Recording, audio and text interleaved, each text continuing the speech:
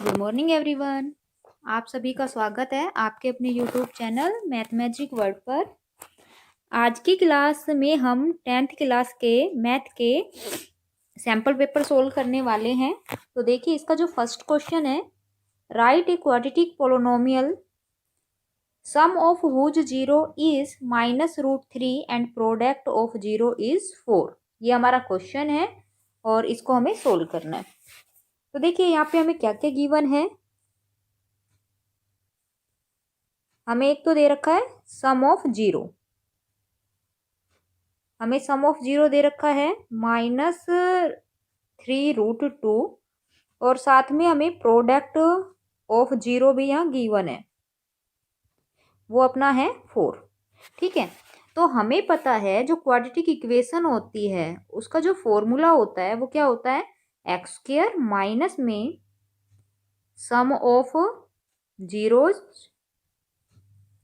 Into में x plus में product of zero equal to 0। ठीक है, अब हमारे पास यहाँ पर क्या क्या गिवन है, x² minus sum of the zero अपना है -3√2, x हमें लगाना है, प्लस प्रोडक्ट ऑफ जीरो है 4 इक्वल टू 0। बस सोल्व कर लो, ये हो गया x² प्लस में 3√2x प्लस 4 इक्वल टू 0। ये अपनी हो गई है क्वाड्रेटिक इक्वेशन। अब हम करते हैं question second question, if the nth term of an AP is 15 minus 4n find its common difference। तो हमें यहाँ पर क्या गिवन है, हमें nth term गिवन है जो अपनी है 15 माइनस 4n और यहाँ हमें निकालना है d। ठीक है, तो देखिए इसको कैसे निकालते हैं, हमें पता है d कैसे निकलता है, d निकलता है second term minus first term. तो इसके लिए हमें फर्स्ट टर्म और सेकेंड टर्म निकालनी है। तो जो ये nth टर्म है इसके पास जाएंगे और यहाँ n की वैल्यू 1 और 2 जब पुट कर देंगे तो फर्स्ट टर्म और सेकेंड टर्म हमें मिलेगी। तो मैंने पहले जब 1 करा nth टर्म में तो ये आया 15 माइनस 4 इंटू 1, सोल्व करा 11 बच गया। a2 जब निकाल रहे हैं तो 15 माइनस 4 इंटू 2 यानी कि ये हुआ 15 माइनस 8 यानी कि ये 7। ठीक है, अब हमें d निकालना है तो d इक्वल टू क्या लिखेंगे, a2 माइनस a1। a2 की वैल्यू 7 आई है और a1 की आई है 11 और सोल्व कर लेते हैं माइनस का 4। ये अपनी हो गई है इसकी कॉमन डिफरेंस। अब करते हैं अपना नेक्स्ट क्वेश्चन। अगर बच्चों आपको अगर 10th क्लास में फुल मार्क्स अगर लेके आने हैं तो आपको, क्योंकि सिलेबस ऑलमोस्ट आपके स्कूल में हो ही चुका होगा, तो आप जितने ज़्यादा सैम्पल पेपर सोल्व करेंगे उससे आपकी प्रैक्टिस उतनी ही अच्छी होगी। इसलिए मेरा मानना यही है, आप सैम्पल पेपर सोल्व कर लीजिए जितने आपसे हो सकते हैं, वो आपको 100% मार्क्स लाने में आपकी हेल्प करेंगे। अब हम अपना अगला क्वेश्चन करते हैं, third. Next question, find the discriminant of the quadratic equation. Equation जो है हमारी ये है, देखिए जो अपना थर्ड क्वेश्चन है उसमें हमें पूछा गया है find the discriminant of the quadratic equation. ये अपनी एक इक्वेशन है, इसका डिस्क्रिमिनेंट निकालना है तो यानी कि d निकालना है और d निकालने का अपना फॉर्मूला होता है d equal to b² minus 4ac। तो यहाँ पर जो अपनी b की वैल्यू है -2 है तो -2², 4 इंटू ए की वैल्यू ए ही है, सी की वैल्यू -a है, तो ये स्क्वायर खोलेंगे तो ये हो गया +4 माइनस प्लस 4a²। 4 कॉमन ले सकते हैं तो 4 इंटू 1 प्लस a², इसका आंसर हो जाएगा। अब बढ़ते हैं अपने अगले क्वेश्चन पर। Find the roots if they exist of the equation 2x² plus 2x plus 9 equal to 0। तो अगर हमारे रूट एग्जिस्ट करते हैं तो रूट निकालने हैं। यहाँ एग्जिस्ट करने का मतलब है रियल रूट एग्जिस्ट करते हैं या नहीं निकलते।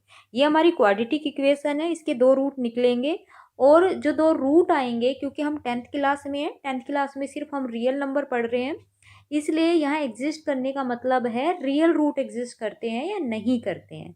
ठीक है।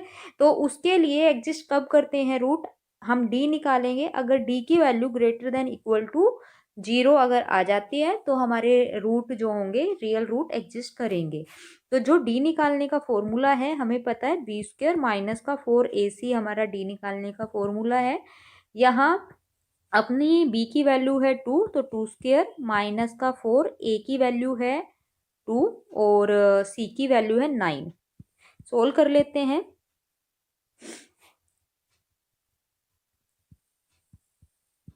तो ये तो बच्चों आ रही है अपनी माइनस की, तो नेगेटिव आ गई, तो इसका मतलब इसका कोई भी रूट जो होगा रियल रूट नहीं आएगा, तो इसके रूट जो होंगे एग्जिस्ट नहीं करेंगे। तो इसका मतलब अब हमें आगे सोल्व करने का जरूरत नहीं है, हम यहाँ लिख देंगे नो रियल रूट एग्जिस्ट, खत्म हो जाएगा फिर ये question, no real roots exist. ये इसका आंसर। अब करते हैं अपना अगला क्वेश्चन, क्वेश्चन नंबर है अपना 5th। How many terms of the AP 2018-16 dot dot dot make sum 0, यानी कि इसमें कितनी टर्म्स है, ये जो हमारी सीरीज है इसमें कितनी टर्म्स है, उनका अगर सम करें तो 0 हो। तो ठीक है, तो यहाँ नंबर ऑफ टर्म्स निकालनी है, सीरीज अपनी ये वाली है।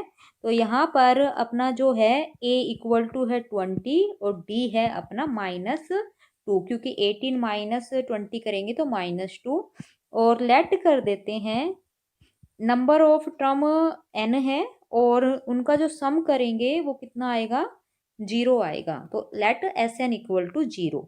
ठीक है, एस एन का लगाएंगे फॉर्मूला, एस एन का फॉर्मूला होता है n/2 2a plus n-1 into D equal to 0। ये लेके चलते हैं और सोल्व करते हैं और n की वैल्यू निकालते हैं।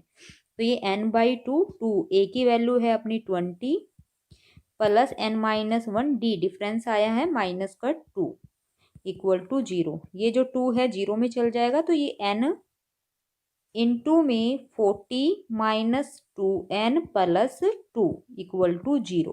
ठीक है, अब ये देखिए ये n इंटू में ये वाली जो टर्म है इन दोनों का प्रोडक्ट 0 है, या तो आएगा n इक्वल टू 0 या फिर ये 40 -2n प्लस 2 इक्वल टू 0। यहाँ से सोल्व कर लेते हैं, 42 -2n इक्वल टू 0, तो n अगर सोल्व करें तो 21 आ रहा है। तो या तो n की वैल्यू 0 है या n की वैल्यू 21 है। n की वैल्यू 0 होने का मतलब है कोई नंबर ऑफ टर्म है ही नहीं। ठीक है, वैसे भी जो ये n होता है बिलोंग्स टू नेचुरल नंबर होता है, तो ये तो अपना एग्जिस्ट ही नहीं कर रहा, तो ये value n equal to 0 reject कर देंगे और जो अपना आंसर होगा वो n इक्वल टू 21 होगा आंसर। यानी 21 टर्म का अगर सम करेंगे इस सीरीज का तो उनका टोटल सम कितना आएगा, 0। अब अपना करेंगे अगला क्वेश्चन,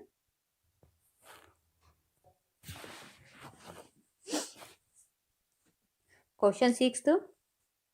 अगर बच्चों अभी तक आपने चैनल को लाइक शेयर सब्सक्राइब नहीं किया है तो आप लाइक शेयर और सब्सक्राइब कर सकते हैं।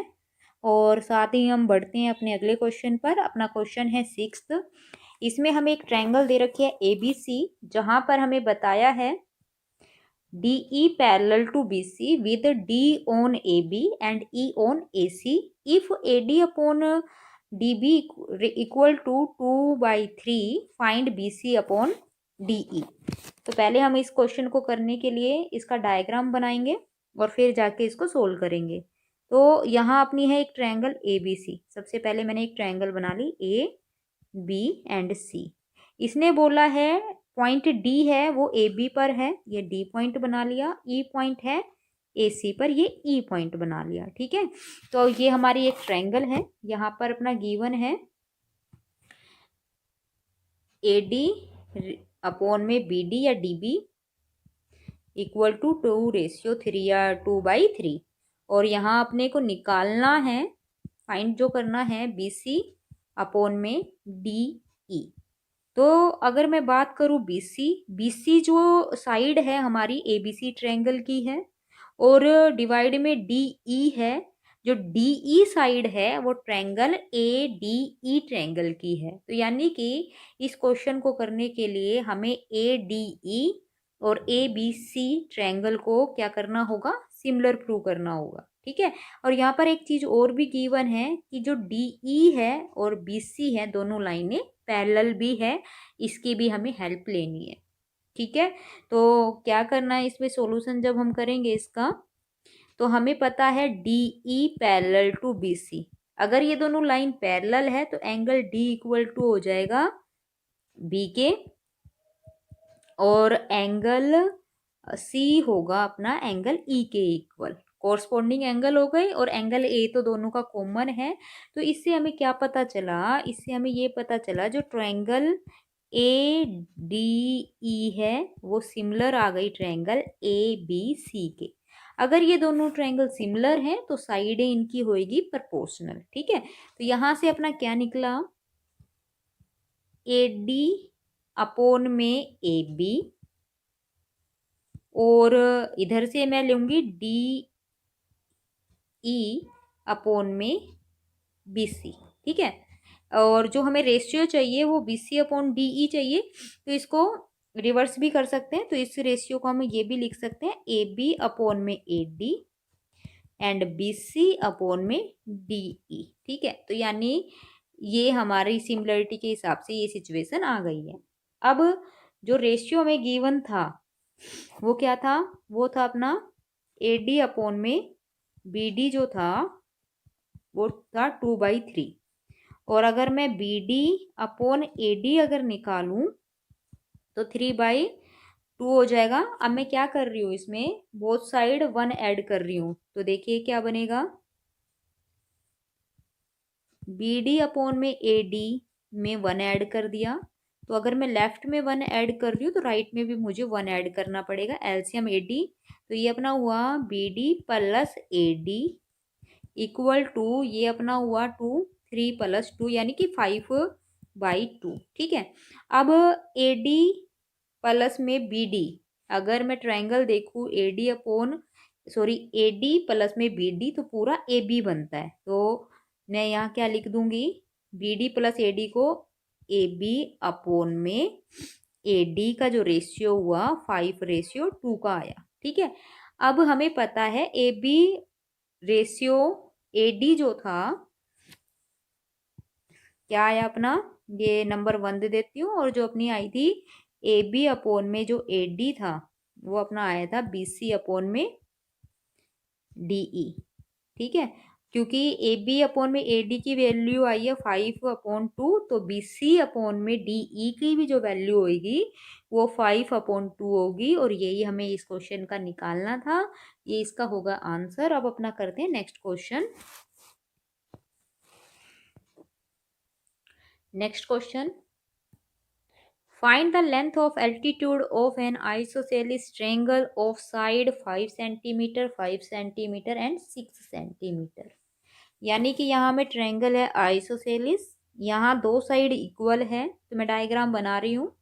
मैंने यहाँ लिए एक ट्रायंगल ए बी सी, जहाँ मैंने ए बी 5 सेंटीमीटर और ए सी भी 5 सेंटीमीटर ले लिया, और बी सी मैंने 6 सेंटीमीटर ले लिया। इस ट्रायंगल में एल्टीट्यूड की वैल्यू निकालनी है, तो मैंने एल्टीट्यूड ड्रॉ करा ए से और बी सी पर परपेंडिकुलर डाला, तो ये इसकी वैल्यू हो गई हमारी, जो एल्टीट्यूड होगा वो हो गया ए डी। ठीक है, ए डी की वैल्यू यहाँ हमें निकालनी है। तो हमें ये पता है आइसोसेलिस ट्रायंगल में जो परपेंडिकुलर डाला जाता है, जो एल्टीट्यूड निकाला जाता है, वो क्या करता है, बेस को 2 इक्वल पार्ट्स में डिवाइड करता है, अगर ए बी और ए सी इक्वल साइड हो तो। ठीक है, तो यानी कि जो बी सी है वो जो डी पॉइंट है इसे दोनों को इक्वल पार्ट्स में डिवाइड कर देगा, यानी टोटल बी सी 6 था तो बी डी 3 बच जाएगा। इसी तरीके से डी सी भी हमारा 3 सेंटीमीटर बच जाएगा। अब यहाँ निकालनी है वैल्यू ए डी की, तो जो हमारी ट्रायंगल है ए बी डी, तो ये हमारी एक राइट एंगल ट्रायंगल हो गई है। तो क्या लिखेंगे, in right angle triangle A D B, right angle क्योंकि कहाँ पे है, डी पे है, तो मैंने डी पॉइंट बीच में लिख दिया। तो हमें पता है यहाँ क्या कौन सी थ्योरम लगा सकते हैं, पाइथागोरस। तो पाइथागोरस थ्योरम के अकॉर्डिंग यहाँ होगा A B square equal to A D square plus में बी डी स्क्वायर। ठीक है।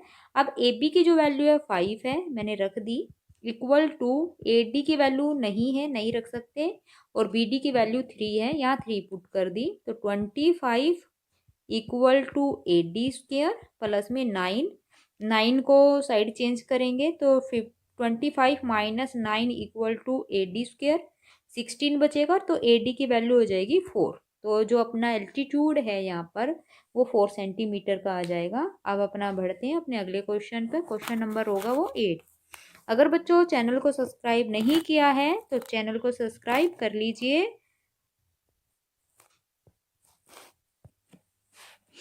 The length of a tangent from a point P at a distance of 13 centimeter from the center of a circle is 12 centimeter. Find the radius of a circle. क्या है इस question में? एक circle है और एक पॉइंट है P। क्या बोला गया है? जो ये P पॉइंट है ये क्या करता है? सेंटर से डिस्टेंस रखता है 13 सेंटीमीटर, और इस पॉइंट से अगर टेंजेंट ड्रॉ करें उसकी जो लेंथ है, उसका जो डिस्टेंस है वो कितना बताया गया है इसमें? वो 12 बता रखा है। तो यहाँ तक तो कहता है find the distance of radius, यानी रेडियस हमें बतानी है। ये रेडियस हो गई। अगर मैं सेंटर ओ ले लूँ और क्यू को कांटेक्ट पॉइंट ले लूँ तो हमें यहाँ ओ क्यू की वैल्यू निकालनी है, जहाँ पे पी क्यू है, टेंजेंट है, और पी से ओ तक का डिस्टेंस यहाँ 13 सेंटीमीटर गिवन है। तो हमें ये पता है कांटेक्ट पॉइंट के साथ जो रेडियस है वो कितना एंगल बनाती है? 90 का एंगल बनाती है।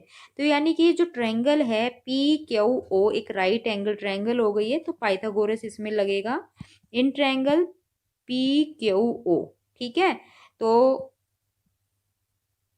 यहाँ पर क्या होगा? P O square equal to, क्योंकि पाइथागोरस लगा रहे हैं, equal to P Q square plus में ओ क्यू स्क्वेयर। जिसकी वैल्यू है वो रख दीजिए। पी ओ की 13 है, पी क्यू की 12 है, और ओ क्यू नहीं है, नहीं रखेंगे। बस सोल्व कर लेते हैं अब इसको। 13 144 प्लस में ओ क्यू स्क्वेयर, 144 को लेफ्ट में लाके माइनस करेंगे तो 25 बचिएगा। O Q square equal to 25, तो ओ क्यू इक्वल टू अपना आ जाएगा 5। ठीक है, तो रेडियस की जो वैल्यू हुई है वो 5 हो गई है। और अपने अगला क्वेश्चन करेंगे 9th।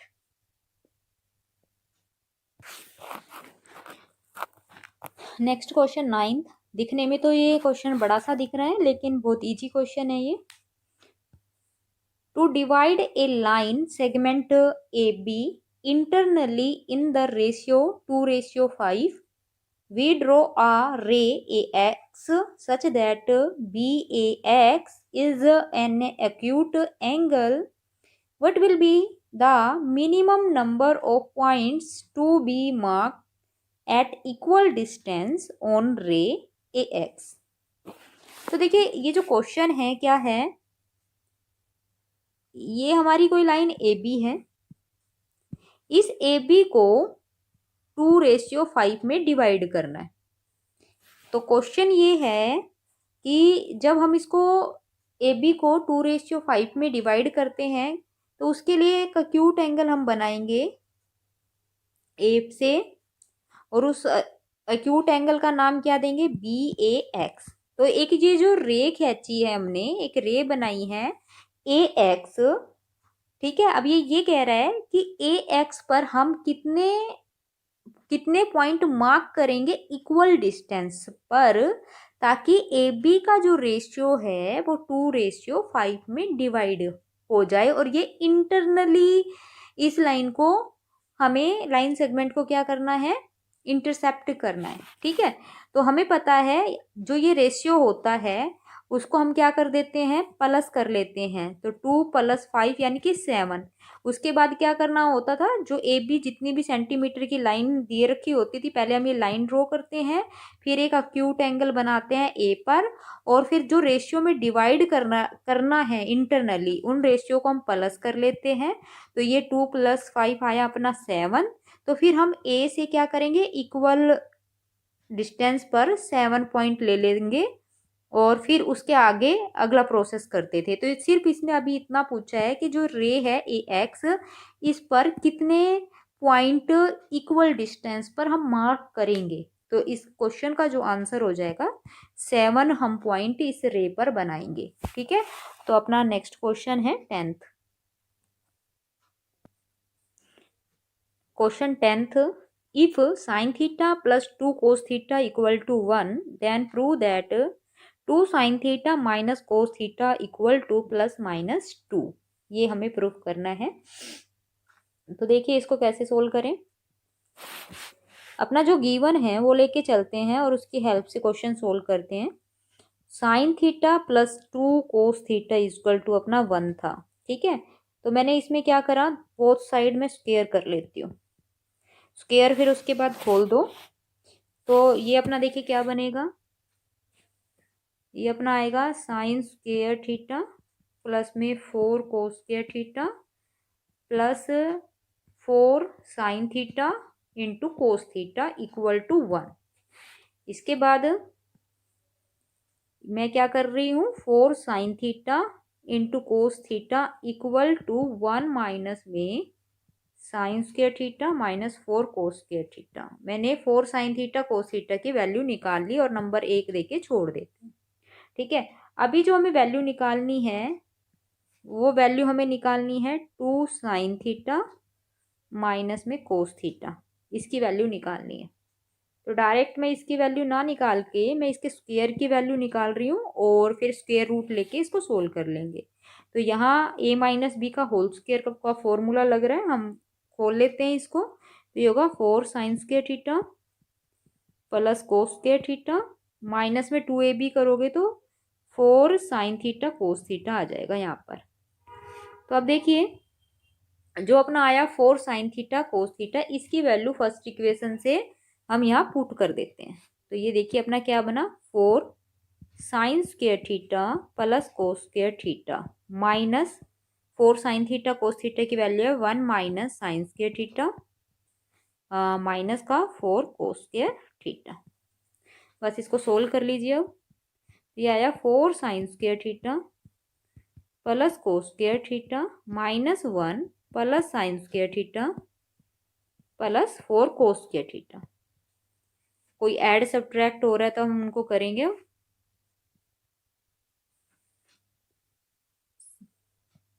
4 sine square plus sine square तो 5 sign square theta plus cos square और प्लस का 4 कोस स्क्वायर, यानी ये भी 5 कोस स्क्वायर थीटा माइनस का 1। इसमें 5 कॉमन लेके साइन स्क्वायर कोस स्क्वायर बच जाएगा, तो यानी इसका पूरा आंसर आ गया 5 माइनस 1 इक्वल टू 4। ठीक है, तो ये अपनी जो वैल्यू आई है वो आई है 2 sine theta minus cos theta के होल स्क्वायर की वैल्यू इक्वल टू आया है 4, लेकिन हमें वैल्यू चाहिए sine 2 sine theta minus cos theta की। तो स्क्वायर रूट ले लेते हैं, प्लस माइनस आ जाएगा, प्लस माइनस 4 का स्क्वायर रूट होता है 2। तो यही हमें इस क्वेश्चन को प्रूफ करना था। ये हो गया है इसका आंसर। अभी तक अगर चैनल को लाइक नहीं किया है तो चैनल लाइक कर सकते हैं। अब बढ़ते हैं अपने अगले क्वेश्चन पर। Next, if secant theta minus tan theta equal to 1/3, find the value of secant theta plus tan theta. तो देखिए इसके लिए क्या करना है, we know that secant square theta minus tan square theta equal to होता है 1। ये प्रॉपर्टी होती है ना। इसके बाद यहाँ ए स्क्वायर माइनस बी स्क्वायर का यहाँ लगा दो फॉर्मूला। तो सीकेंट माइनस टेन ए माइनस बी इंटू ए प्लस बी मैंने लगाया यहाँ फॉर्मूला इक्वल टू 1। और secant theta minus tan theta की जो वैल्यू है 1/3 रख दो, और इंटू में secant theta plus tan theta equal to 1। अब ऐसे इसकी 1/3 को साइड चेंज करेंगे तो परली तरफ जाके ये मल्टीप्लाई, तो सीकेंट प्लस जो टेन थीटा की जो वैल्यू आई है वो 3 हो गई है। ये इसका होगा आंसर। अब अपना अगला question 12th। If in triangle A B C A D perpendicular B C A D equal to B D equal to 4 centimetre and DC equal to 4√3 centimeter, then find the measurement of angle BAC। तो इस question को solve करने के लिए एक triangle बनानी पड़ेगी। तो पहले हम एक ट्रायंगल बना लेते हैं और मैं बताती हूँ इसमें क्या क्या गिवन है। हमारी ABC तो एक ट्रायंगल है, सबसे पहले ABC ट्रायंगल है। उसके बाद AD परपेंडिकुलर BC, एक ये परपेंडिकुलर दे रखा है, यानी AD है, यहाँ 90 का एंगल बना रही है। साथ में बोला है AD एंड BD इक्वल है और दोनों कितने सेंटीमीटर है, 4 सेंटीमीटर। एक ये चीज है। एंड DC हमारा है 4√3 सेंटीमीटर ये है। तो find the measurement of angle BAC, यानी कि ये कंप्लीट एंगल हमें निकालना है, ये वाला एंगल निकालना है। तो देखिए इसके लिए अपने को कैसे करना है, जो BAC है ये A पर जो कंप्लीट एंगल बन रहा है ये, लेकिन मैं क्या कर रही हूँ, इतना एंगल को नाम θ1 दे देती हूँ और इस वाले एंगल का नाम मैं दे देती हूँ θ2, क्योंकि दो राइट एंगल ट्रायंगल हमारी बन रही है ADB एंड ADC। इन दोनों की हेल्प से मैं θ1 और θ2 दोनों की वैल्यू निकालती हूँ और दोनों को ऐड कर दूंगी तो एंगल बन जाएगा BAC। तो पहले मैं काम कर रही हूँ इन ट्रायंगल ADB, ठीक है। अब क्योंकि D पे 90 है और इसमें जो साइड है अपने पास AD और BD है, तो मैंने क्या लिखा, मैंने लिखा AD अपॉन BD। AD जो है अपना बेस है और BD है परपेंडिकुलर, तो बेस अपॉन परपेंडिकुलर अपना होता है कोट थीटा, तो थीटा की जगह θ1 है, ठीक है। तो अपना AD है 4 और BD भी है 4, तो 4/4 इक्वल टू कोट θ1, यानी कि कोट θ1 की जो वैल्यू है वो 1 आ गई। और कोट θ1 कब होता है, 45 पर। तो यहाँ से हमें क्या पता चला, जो θ1 की जो वैल्यू है वो 45 डिग्री आ गई है, ठीक है। अब बात करते हैं दूसरी ट्रायंगल में, इन ट्रायंगल ADC, ठीक है। इसमें भी क्या लिखती हूँ मैं, AD अपॉन में DC, वही बेस अपॉन में परपेंडिकुलर। तो बेस इसकी वैल्यू, और ये होता क्या, कोट थीटा होता है और थीटा यहाँ θ2 लिखा हुआ है तो θ2 आ जाएगा। तो कोट θ2 इक्वल टू AD की वैल्यू है 4 और DC की वैल्यू है 4√3।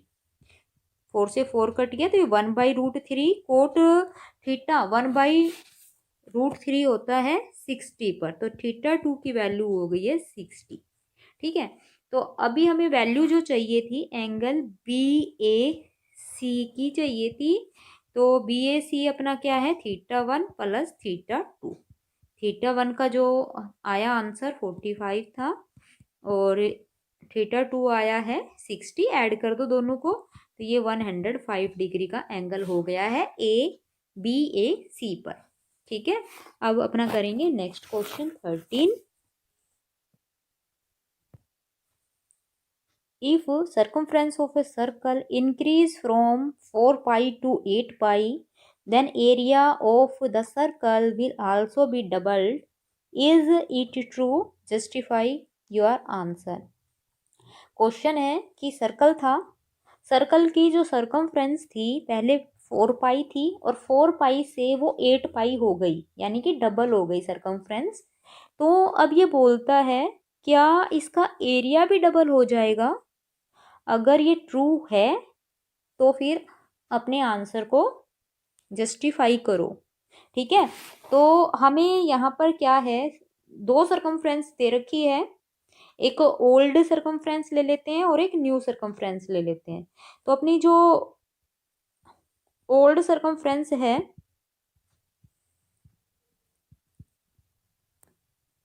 ओल्ड सरकमफ्रेंस है अपनी 4 पाई, और रेडियस लेट कर लेते हैं, ओल्ड रेडियस ले लेते हैं R1 ले लेते हैं, ठीक है। और न्यू जो रेडियस है उसको R2 का नाम दे देते हैं, ठीक है। और जो अपना न्यू सरकमफ्रेंस है वो है अपना 8 पाई, ठीक। अब सरकमफ्रेंस का जो फॉर्मूला होता है उसके हिसाब से रेडियस निकाल देते हैं। ओल्ड सरकमफ्रेंस इक्वल टू होता है, फॉर्मूला वही 2 पाई आर की जगह R1, क्योंकि पुराने वाली सरकमफ्रेंस निकाल रही हूँ। और ओल्ड सरकमफ्रेंस अपनी है 4 pi equal to 2 pi R1, यानी कि जो R1 की जो वैल्यू है वो अपनी आ गई है 2, ठीक है। ऐसे ही न्यू सरकमफ्रेंस इक्वल टू कितना दे रखा था 8 पाई, और न्यू सरकमफ्रेंस का जो फॉर्मूला है 2 पाई आर की जगह R2 आएगा। तो R2 अगर मैं निकालूं यहाँ से तो ये अपना आ गया 4। तो यानी पुरानी वाली जो रेडियस है 2 आ गई है और न्यू रेडियस आ गई है अपनी 4। तो हमें क्या करना है, ओल्ड एरिया निकाल लेते हैं और न्यू एरिया निकाल लेते हैं सर्कल का, और फिर देख लेते हैं कि डबल है या नहीं है, ठीक है। तो अपन क्या कर रहे हैं, old area of circle, circle का फॉर्मूला वही पाई R², पाई और अपनी आर रेडियस कितनी आई है ओल्ड वाली 2 थी, स्क्वायर करा तो 4 पाई हो गई है एरिया। अब हम निकालेंगे new area, new area of circle. तो क्या लगाएंगे फॉर्मूला वही पाई R², पाई आर की जो वैल्यू है R2, और R2 अपना कितना आया है 4, स्क्वायर करा 16 पाई। तो अब जो अपनी ओल्ड जो एरिया है वो आया 4 पाई, और जो न्यू एरिया आया है 16 पाई। तो इसने क्वेश्चन में ये पूछा था क्या डबल हो गया एरिया, तो एरिया तो 4 टाइम हो गया है, डबल नहीं हुआ, यानी 4 टाइम हुआ है। तो जो इसने बोला है वो ट्रू नहीं है, क्योंकि एरिया जो अपना आया, न्यू एरिया जो है अपना क्या है, new area of circle equal है 4 time of old area of circle. ये इसका होगा आंसर, ठीक है। इसने पूछा था कि डबल आएगा एरिया, तो लेकिन हमारा जो एरिया आया है वो डबल नहीं आया, 4 टाइम आया है। ओके, अब करते हैं अपना अगला question, question number 14। Find the value of K if 1 0 of polynomial 5x² plus 13x minus K is reciprocal of the other. यानी यहाँ के अपना अननोन है इस क्वेश्चन में, इस इक्वेशन में हमें के की वैल्यू निकालनी है, और क्योंकि इसके 2 जीरो आएंगे और दोनों जीरो के बारे में इसने बात की हुई है कि जो एक जीरो होगा वो दूसरे का रेसिप्रोकल होगा, ठीक है। तो यानी कि अगर मैं लेट कर लूँ, लेट 1 0, अगर मैंने ले लिया ए, तो जो अदर जीरो है, जो सेकंड वाला जीरो है वो क्या हो जाएगा 1/a, ठीक है। उसके बाद जो अपनी पोलोनोमियल इक्वेशन है वो अपनी है 5x² प्लस 13x माइनस के, ये अपनी इक्वेशन है, ठीक है। अब मैं यहाँ निकाल रही हूँ product of the zero, product of zero क्या फॉर्मूला होता है C/A। तो प्रोडक्ट ऑफ जीरो क्या होगा, पहला जीरो A था, दूसरा था 1/a, इक्वल टू यहाँ C की वैल्यू है माइनस का K और अपॉन में A है अपनी पोलोनोमियल इक्वेशन में 5, ए से ए कट गया तो 1 इक्वल टू माइनस के अपॉन 5, यानी के की अगर वैल्यू निकालूं तो कितना आ रहा है माइनस का 5। तो जो के अननोन था और के ही इसमें पूछा था, तो जो के की वैल्यू हुई है अपनी माइनस की 5 हो गई है। अब अपना करेंगे अगला क्वेश्चन। अगर बच्चों चैनल को लाइक शेयर सब्सक्राइब नहीं किया है तो चैनल को लाइक शेयर सब्सक्राइब कर लीजिए। अब बढ़ते हैं अपने अगले क्वेश्चन पर। क्वेश्चन 15।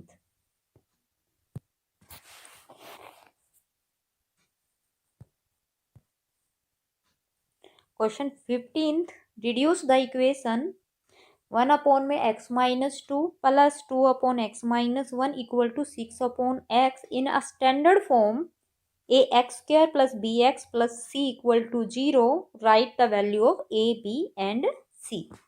तो जो हमें इक्वेशन दिख रही है इसको स्टैंडर्ड फॉर्म में पहले रिड्यूस करेंगे, उसके बाद ए बी सी की यहाँ वैल्यू भी बताएंगे। तो अपनी इक्वेशन है 1 अपॉन में x minus 2 2 upon x minus 1 equal to 6 by x, यानी सोल्व करना है। एलसीएम आ रहा है यहाँ x minus 2 and x minus 1। Solve कर रहे हैं तो ये हो गया एक्स माइनस 1 प्लस में 2 इंटू में x minus 2 equal to 6 upon x. उसके बाद क्रॉस मल्टीप्लाई और साथ में इनको सोल्व भी करेंगे। तो ये हो गया एक्स माइनस 1 प्लस में 2x minus 4 into x equal to 6 into में x minus 2 and x minus 1। X से अंदर कर लेते हैं मल्टीप्लाई, तो ये हो गया x square minus x plus 2x square minus 4x equal to 6 x square minus 2x minus x plus 2। Multiply कर लिया मैंने x माइनस 2 और x माइनस 1 को। उसके बाद एक्स स्क्र हो गए हैं 3 x square minus 5x equal to 6 into में x square minus 3x plus 2। 3x square minus 5x equal to 6x square minus 18x plus 12। 0 equal to 3x square minus 13x plus 12।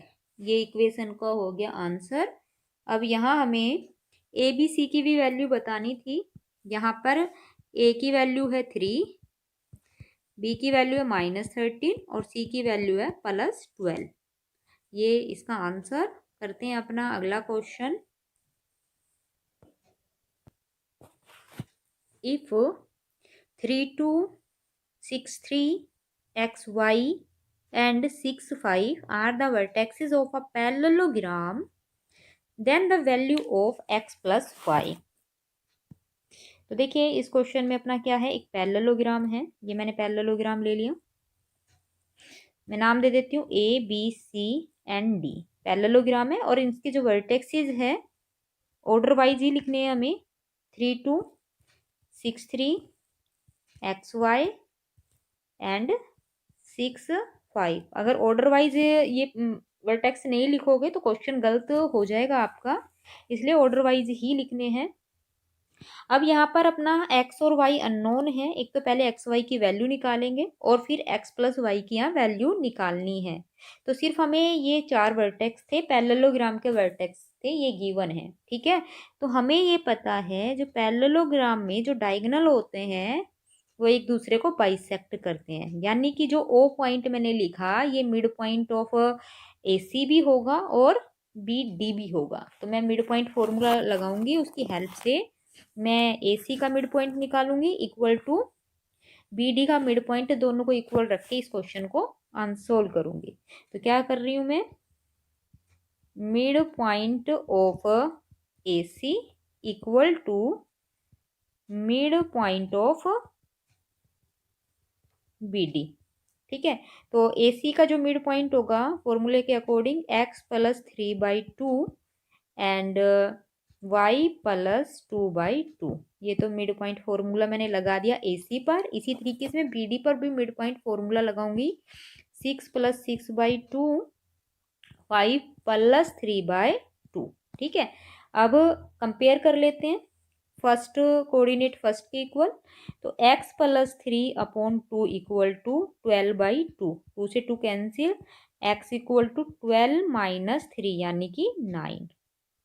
ऐसे ही second y plus 2/2 equal to 8/2, 2 से 2 cut गया, y equal to आ गया 6। तो हमें निकालनी किसकी value थी, x प्लस वाई की। x की वैल्यू 9 है, y की वैल्यू आई है 6, ऐड कर देंगे तो टोटल हो जाएगा 15। ये इसका हो गया आंसर। अगला क्वेश्चन करेंगे अब। Two vertex of triangle have coordinate 1 2 and 3 5। If the centroid of triangle is origin, then third vertex of triangle। देखिए इसमें हमारे पास एक ट्रायंगल है, ठीक है, ए बी सी नाम दे देती हूँ। इसमें हमारे पास क्या है, दो वर्टेक्स तो गिवन है, थर्ड वर्टेक्स नहीं है तो एक्स वाई ले लेते हैं, ठीक है। तो इसका एक सेंट्रोइड भी दे रखा है, सेंट्रोइड हमारा है ओरिजिन। ओरिजिन का मतलब होता है उसके कोऑर्डिनेट है 0 0 है, ठीक है। तो कैसे करेंगे ये क्वेश्चन, देखिए। तो सबसे पहले तो क्या करना है, let third vertex of triangle, क्या लिया है, x and y, x y ले लिया, ठीक। अब सेंट्रोइड जो था अपना वो 0 0 है, यानी सेंट्रोइड जो है वो है 0 0। अब सेंट्रोइड निकालने का जो फॉर्मूला होता है ट्रायंगल का वो अप्लाई करेंगे और सोल्व कर लेंगे। सेंट्रोइड ऑफ ट्रायंगल का जो फॉर्मूला होता है वो तीनों फर्स्ट कोऑर्डिनेट को ऐड करके बाई 3 करते हैं, यानी x1 plus x2 plus x3/3। तो यहाँ x1 की वैल्यू 1 है, x2 की 3 है और x3 की है x/3 करेंगे। ऐसे ही y1 plus y2 plus y3/3। Centroid 0 0 था और सेंट्रोइड जो हमने निकाला है वो अपना आ रहा है ये, ठीक है। दोनों को इक्वल कंपेयर कर लेते हैं, तो ये अपना आएगा 0 equal to 1 plus 3 plus x/3। 3 तो ये चल जाएगा 0 में, तो 0 equal to 4 plus x is equal to -4। ऐसे ही 0 equal to 2 plus 5 plus y/3, यहाँ से y सोल्व करेंगे तो माइनस का 7। जो थर्ड वर्टेक्स आया वो कितना आ गया, अपना आ गया -4 एंड -7। ये इसका हो गया आंसर। अपना अगला क्वेश्चन नंबर है अपना 18th। इन फिगर ABC, हमारा फिगर इस क्वेश्चन में गिवन है, is an isosceles triangle with BC is equal to 8 centimetre, AB and AC equal to 5 centimetre, then find sine B and tangent C। ये है इस question. तो जो ABC है आइसोसेलिस है, यहाँ AB और BC दोनों की वैल्यू 5 सेंटीमीटर है और जो BC है वो अपना 8 सेंटीमीटर दे रखा है। तो यहाँ थोड़ी कंस्ट्रक्शन करनी पड़ेगी। मैंने एक परपेंडिकुलर डाल दिया AD BC पर, यह 90 हो गया। तो क्योंकि ये ट्रायंगल आइसोसेलिस है तो अगर मैं A से BC पर परपेंडिकुलर डालूंगी तो ये BC को 2 इक्वल पार्ट्स में डिवाइड कर देगा। BC टोटल 8 था तो BD जो है अपना 4 बच जाएगा, ऐसे ही DC भी अपना 4 बच जाएगा, ठीक है। अब मुझे साइन B निकालना है, तो B एंगल मेरा यहाँ पर है, तो ये जो B एंगल है मेरी राइट एंगल ट्रायंगल ADB के अंदर पड़ रहा है। तो मैं राइट एंगल ट्रायंगल की हेल्प लूंगी, कौन सी, इन ट्रायंगल ADB, ठीक है। यहाँ से मैं साइन थीटा निकालूंगी, तो साइन थीटा होता है परपेंडिकुलर अपॉन में हाइपोटेनस। तो यहाँ पे अपनी परपेंडिकुलर की वैल्यू नहीं है क्योंकि BD जो है बेस है और AC हाइपोटेनस है। तो अपना जो AD है, पहले हम AD निकालेंगे। तो इन ट्रायंगल ADB में हम पाइथागोरस थ्योरम की हेल्प लेते हैं। तो यहाँ आएगा अपना AB square is equal to AD square plus में BD स्क्वायर। AB की वैल्यू 5 है, स्क्वायर करेंगे 25, AD की वैल्यू है ही नहीं और BD की है 4, तो 16, 25 माइनस 16 करेंगे तो AD² अपना बच जाएगा 9। तो AD की जो वैल्यू आई वो अपनी आ गई है 3। तो अपनी AD की जगह हम लिख देंगे 3। अब मुझे निकालनी है वैल्यू साइन B। तो मैं लगाऊंगी परपेंडिकुलर अपॉन में हाइपोटेनस। तो परपेंडिकुलर ADB ट्रायंगल के अकॉर्डिंग AD है, अपॉन में हाइपोटेनस है अपनी AB। AD की वैल्यू है 3 और AB की वैल्यू है 5। ये हो गया आंसर। ठीक है, अब हमें एक चीज और भी निकालनी है, यहाँ पे टेंजेंट C निकालना है। टेंजेंट C, लेकिन C एंगल जो है अपना ट्रायंगल कौन सी में पड़ रहा है, ADC ट्रायंगल में। तो मैं अब कौन सी ट्रायंगल का कॉन्सेप्ट लगा रही हूँ, ये मैं ट्रायंगल लूंगी ADC। राइट एंगल ट्रायंगल है क्योंकि D पे 90 है। तो टेंजेंट C अपना क्या होगा, टेंजेंट का फॉर्मूला होता है P अपॉन में B, पेंडिकुलर अपॉन में बेस। तो यहाँ पर पेंडिकुलर है AD और बेस है CD। AD की जो वैल्यू है 3 और बेस अपना है DC यानी कि 4। तो टेंजेंट C की जो वैल्यू हुई है वो 3/4 हो गई है। तो ये क्वेश्चन हो गया है अपना कंप्लीट। अपना अगला क्वेश्चन करते हैं। अगर बच्चों आपको वीडियो पसंद आ रही है तो वीडियो को लाइक शेयर और सब्सक्राइब जरूर करें। Next question, a box contain 75 marbles of which 25 marbles are red, 15 are green and rest are white. One marble is taken away from the box, a random. Find the probability that selected marble is of white color and blue color. Second option will blue color. तो अपना जो box है, एक box है अपने पास, total है यहाँ पर मार्बल 75 में से 25 मार्बल है वो रेड कलर के हैं, 15 है वो ग्रीन कलर के हैं और बाकी बचे हुए वाइट कलर के हैं। तो अगर मैं 25 और 15 को ऐड करूँ 40 हो गए। टोटल मार्बल अपने 75 थे, तो 75 माइनस 40 अगर करेंगे तो 35 मार्बल जो अपने हैं वो अपने बच गए वाइट कलर के। ठीक है, अब प्रोबेबिलिटी किसकी निकलवा रखी है, वाइट कलर की। ठीक है, तो फर्स्ट जो केस है वो है प्रोबेबिलिटी ऑफ वाइट कलर।